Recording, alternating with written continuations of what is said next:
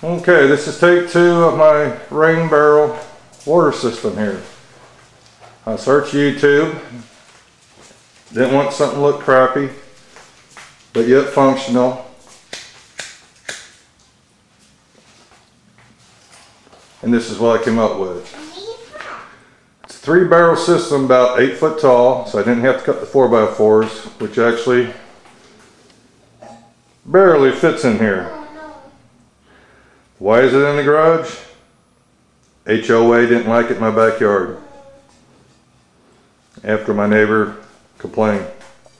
It's not that it looks that bad, and he couldn't see it, but we all have those neighbors.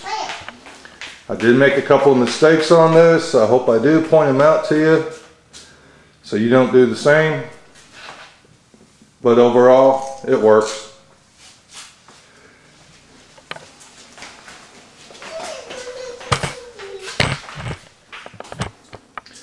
The 2 1-inch PVC pipes to the right just overflow. That was my mistake.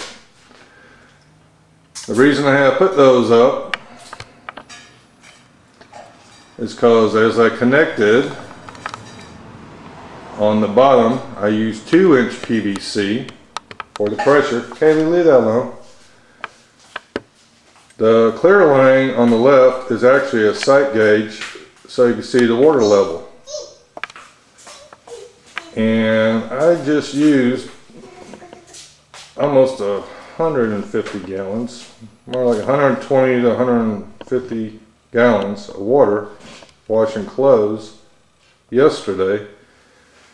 So there's a sight gauge right there. You know how much is in there. Very little at this point. Yes, I do use this water for my laundry. And if you research it, you'll find out it's a lot better than the city water. Clothes comes out a lot cleaner, yes they do, and a lot softer. Okay, moving on up, 2nd barrel. My intake there I put on the bottom. That's my mistake. I was in a hurry, it was going to rain the next day. I threw this thing together as fast as I could, and that's what happens.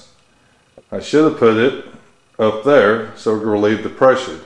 I didn't, so that's where the 1-inch PVC on the side comes in play. Relieves the pressure and overflow. I do have overflow on the back, on the top barrel. It don't relieve the pressure because of that. So it actually builds up pressure, a lot of pressure. And there's my intake. My intake comes from the gutter in the back of the house. And the reason I went so far is that gutter gets more water than the other ones. And I'll show you that setup when I get to the back of the house. Drill a hole, a little over 1 inch, 1 1/8.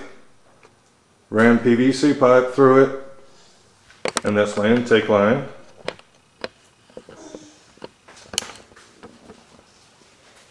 Which runs behind those barrels outside. I just got these barrels the day before yesterday. I need 1 more blue one.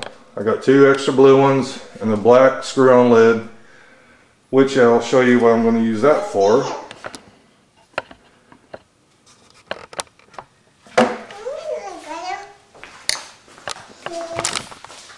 I use 4x4 posts treated because it's going to be on the outside, and 2x4s.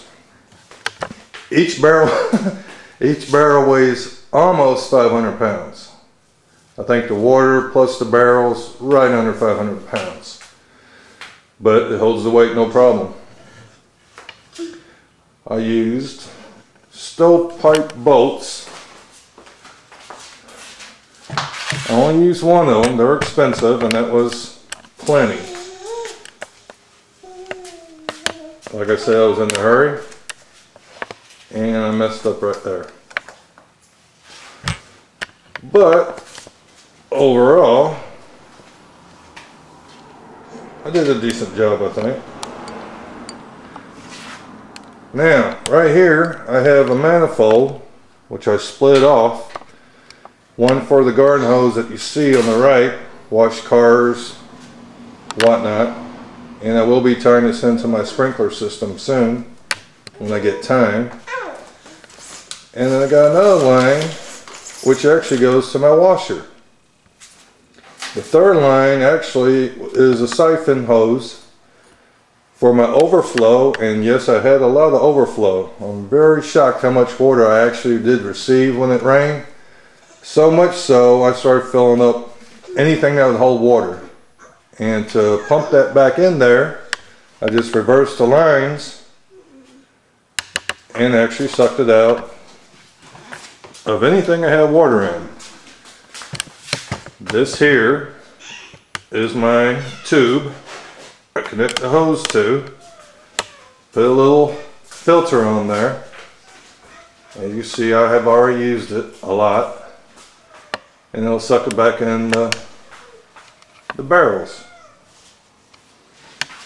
So, once I get all the water in the barrels, I got my 1-horse shallow well pump.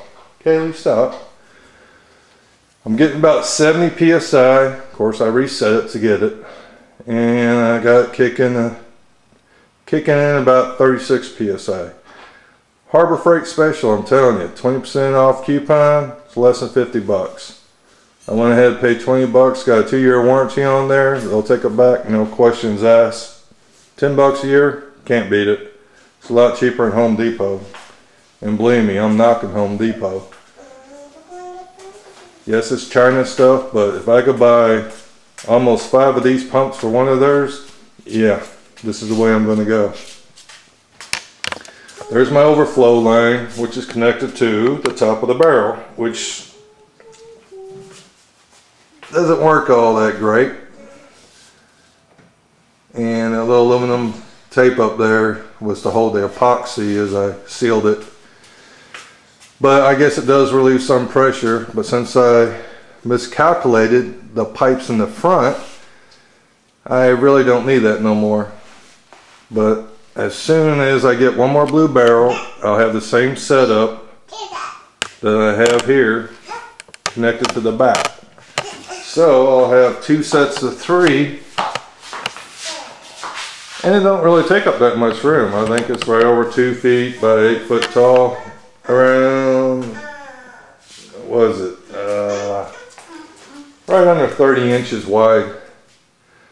It's pretty good little snug fit, and it don't really use that much room, and you got the height.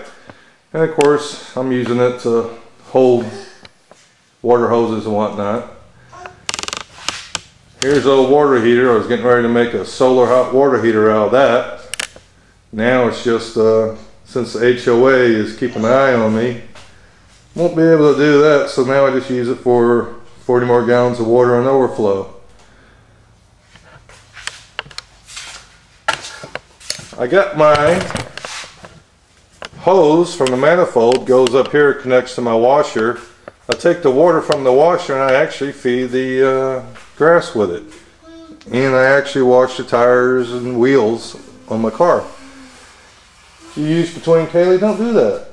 You use between 40 to 45, 50 gallons of water per wash load. I didn't know that. So that's a lot of water. And I just used almost 150 gallons yesterday because I did three loads of clothes. So instead of wasting that water, I used it again. So I'm getting double use out of rainwater. And as you can see, I got a little spigot down there so I can hook my hose up to it. I don't have it connected to pressure. It just drains off from gravity. And I'll take you in the back right now.